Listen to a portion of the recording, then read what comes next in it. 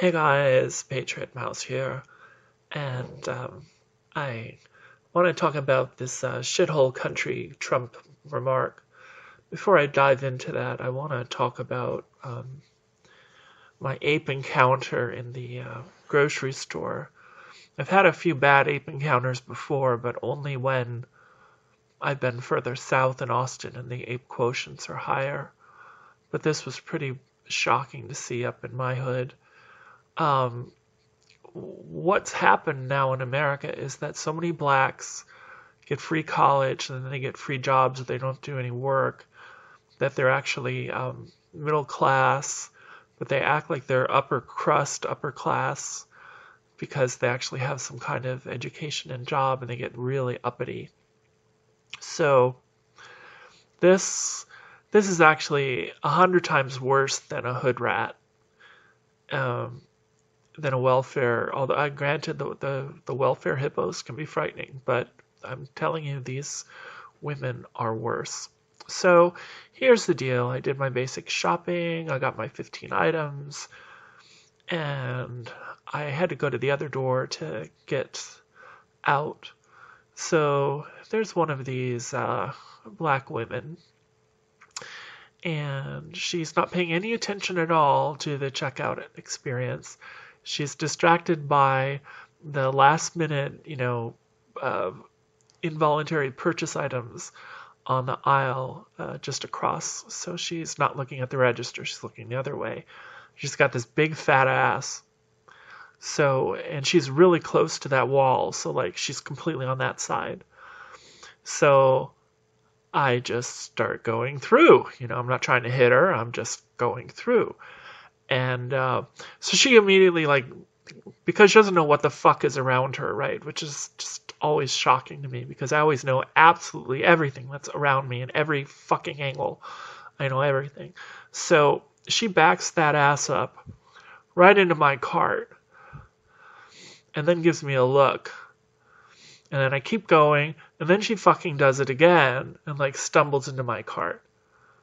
And as I'm pushing past her, I just passed her, she goes, "Damn, that uppity white woman got no something, bunch of uppity, blah, blah, blah." And I got pissed. So I turn to her, and I say very loudly, very strongly, "Hey, you backed into me."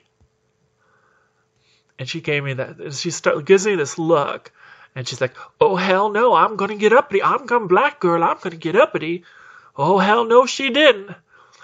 And I just looked at her and I said, "Don't fuck with me, you ignorant." And I wanted to say ape, but then I thought, well, if we got in a fight, then that might be using it. And I just quickly changed it to bitch. I like black people. I like a lot of black people. I love black musicians.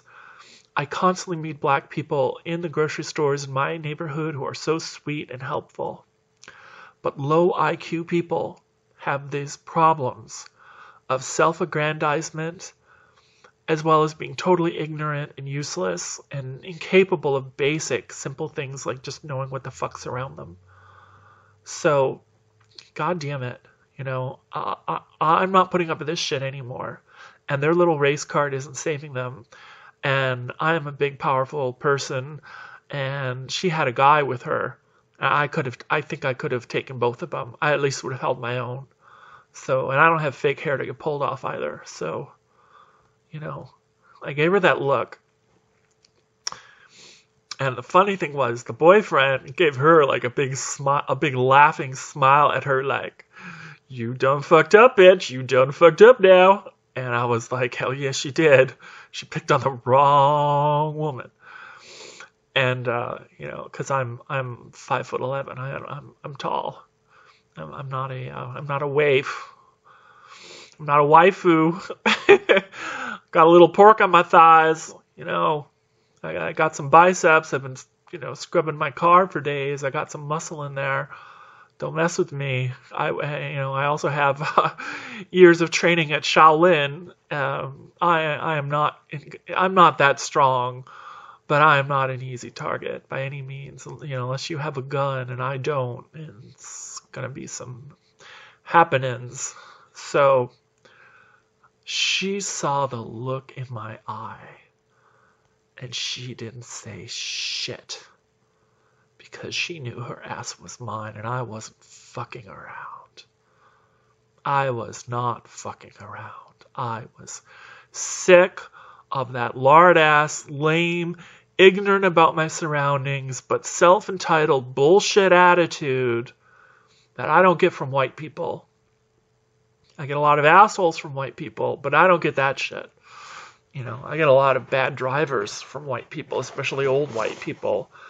And white people have their problems. I'm not saying white people are angels by any means. But it's more than there's good and bad in every race. Because you're dealing with low IQ. You're dealing with massively inflated egos of people that are quite stupid and pathetic. And you're dealing with a huge, $8 trillion giveaway to the Negroids? It's a lot to give away. It's a lot of my tax dollars that's been handed to them so they can pretend they have middle class lives, so they can pretend they can put on their suit and go to work and sit in their cube and play Donkey Kong all day. I don't know what they do, but they don't do work. And I've seen this personally at least 20 times. They don't do work and they know they can't be fired. They know if they do nothing, they can't be fired. They'd have to actually punch somebody in the face to get fired. So they don't do that. But they don't do work. They don't do shit. Maybe they'll do a smidge. They'll do what you could do between 2 bites of eating a bagel. They'll do that much work in a whole week. And they get their $100,000 salary, just like the white people that are working their fucking ass off, fixing all the problems. And they don't do shit. And this is another reason why you don't ever want a black lawyer. You don't ever want a black doctor. Oh, dear God. And what's to do? What's to be done? I really think that, as I say in a plan for Trump, you've got to put pressure on the dysgenic races to restrict their breeding. Cannot reward breeding in any way at all. Certainly can't give more money for more kids. That's insanity. I'm not saying forced sterilization, but it's bloody fucking close. Bloody fucking close to that. You've got to do a heavy-handed approach. You need to keep that pimp hand strong. You've got to not put up with bullshit. You've got to have a massive discouragement policies for having kids. And bonuses for people that voluntarily sterilize. We can invent a male vasectomy that's magnetically reversible with a code. If we invest in that technology, we don't invest in it because people are imbeciles. They don't fucking give a shit about society. All right, enough with my ape encounter. That's racist. That's racist. Yeah, go fuck yourself.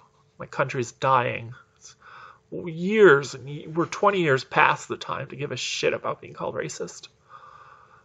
We got 1.5 trillion a year in debt, and Trump's spending more and more. Is he a good president? I don't fucking know. I think he's being a weakling, a fucking wuss. All right, let's talk about the wonderful shithole nation. Well, first of all, 2 Republicans came out and said he never fucking said it. And you know what?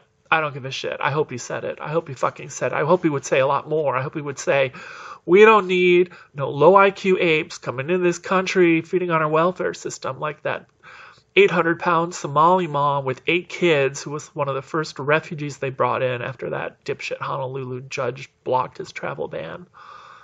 Got 8 fat, chubby, dumb little apes, children that are fat as shit and dumb as shit. And they're just all going to be like gangbangers and produce hundreds more.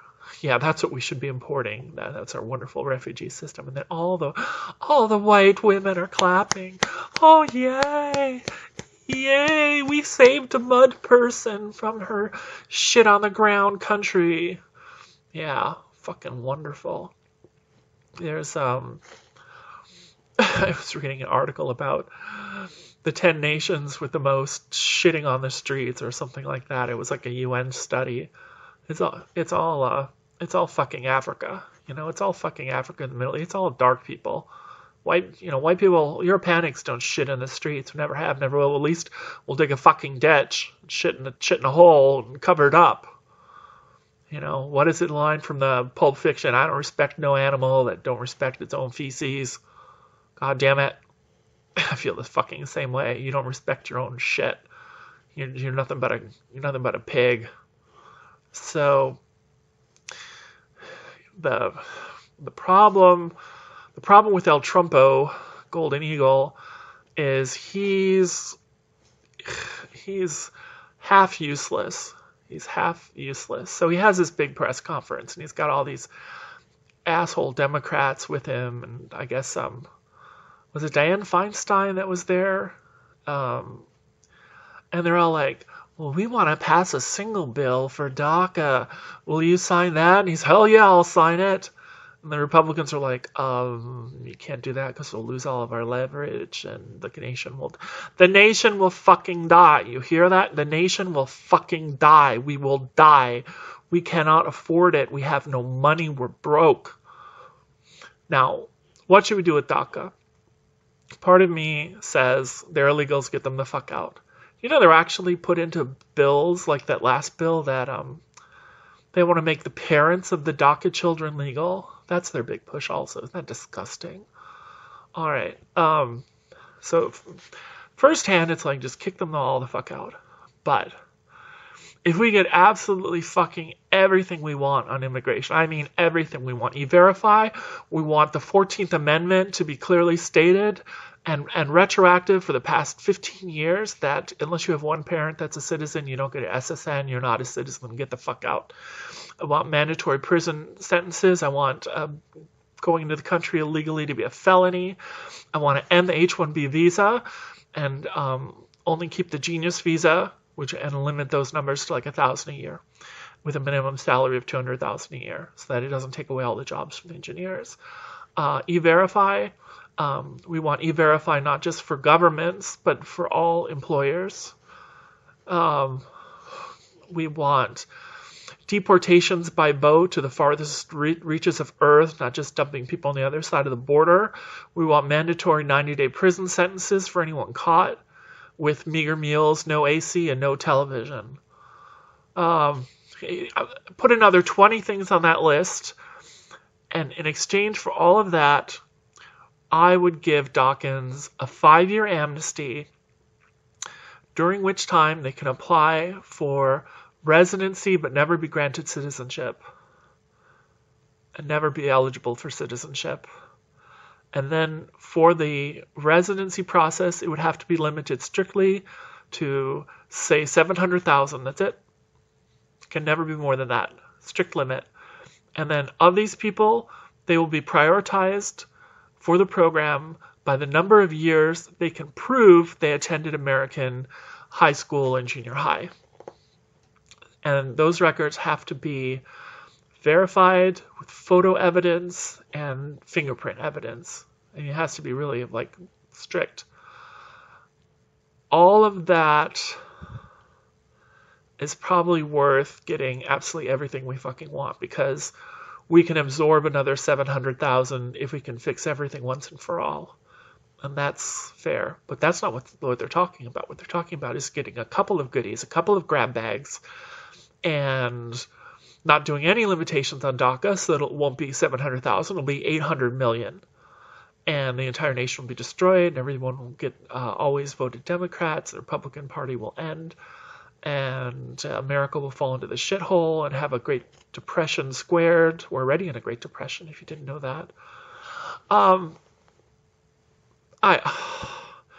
Giving up on DACA without a lot of serious constraints is a huge problem for Trump. Huge idiocy, stupidity.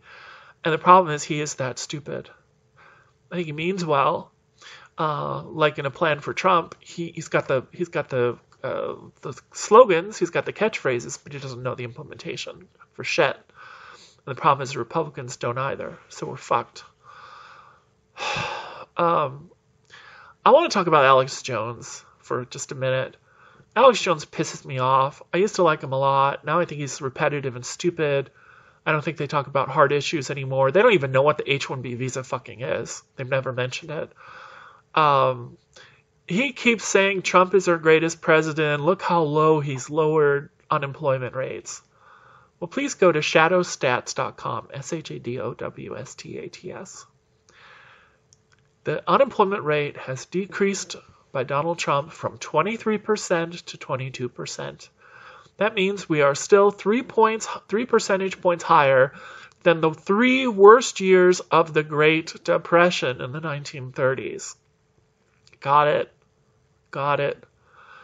The Great Depression had up years and down years. We have been in straight down years for a period, let's see, since 2008, so basically 10 years. So we are double or triple as bad as the Great Depression, and it's no end in sight. Now you go, well, we're not in a depression. We've had 3% growth. Well, yes, it's only 3% growth if you lie about the inflation rate. What's the real inflation rate? Well, the real inflation rate is not 2%. It is 7 or 8%. Let's say it's 7. That means we have to deduct 5% from GDP growth.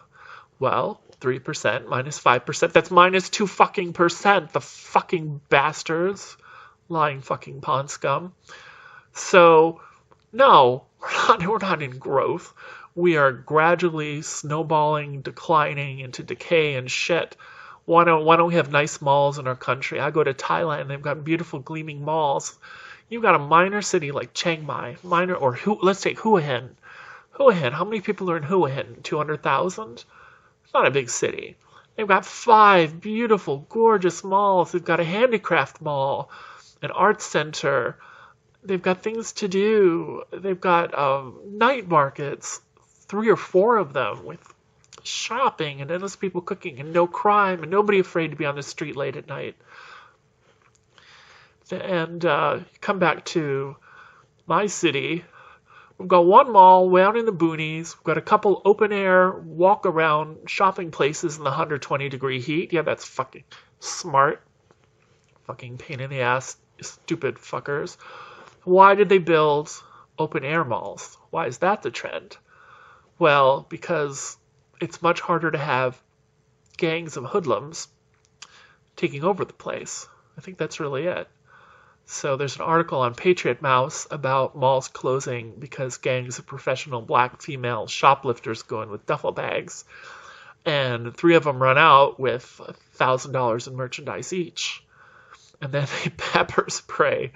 They pepper spray the security guards and the shop clerks by the door that try to stop them and hop into a getaway car. And they get away with it over and over and over. And the stores just die. The stores just close. America. And there's another article about our terrible death rates for teens and births and how we're nowhere near first world range. You know, America's a former first world country. And now that we've descended to be, you know, what is it, 15% black, 20% Asian, 30% Hispanic, we're no longer majority Europeanic. And anytime any city slips, with the corollary that unless it's all Asians, it's the only exception. Because Asians generally don't have the crime profiles. They're not great, but they don't have the crime profiles. But if you take the percentage of blacks and Hispanics in a city, and that number is 40%, your city's a fucking hellhole. If it's greater than 50%, your city's Detroit. It's an absolute chaos pit. And yet, every factor in America is pushing our nation higher and higher, deeper and deeper into basically Zimbabwe. And we're supposed to be happy with this, you know. This is why we have to toe the line on immigration. This is why you don't do a blanket DACA without a strict numbers limitation and without getting handed absolutely effing every last damn goddamn thing that they can think of. If the Dems want DACA that bad, now they want unrestricted DACA so that every single person for all of time can claim DACA and the courts will give it to them. And that cannot happen. Now, you know, they didn't even keep the H-1B visa numbers. When they raised the numbers in 2000, I think the hard limits was like 300,000 a year. They were still letting in 400,000, 500,000 a year. They don't even keep their own goddamn numbers. So even having a numeric restriction might not be enough. But at least it's something you grasp your head around and say, well, that's not totally insane. I mean, I know Ann Coulter says no matter what they do, if it's any kind of amnesty, the courts will just give it to everybody forever for any reason. So that means there has to be an oversight committee as well to be able to rescind DACA if it finds corruption in the numbers granted or other things. So it's like you need a secondary governance council as well. It's not that simple anymore. It's just having courts to enforce. All right, that's my rant. Patreon mouse out. Hit the thumbs up button, please. Subscribe. Hit the bell to get notifications. And please consider becoming a Mug Club member. It's not that much, and you help support better equipment for videos and microphones, travels, interviews, all of that I hope to give you guys.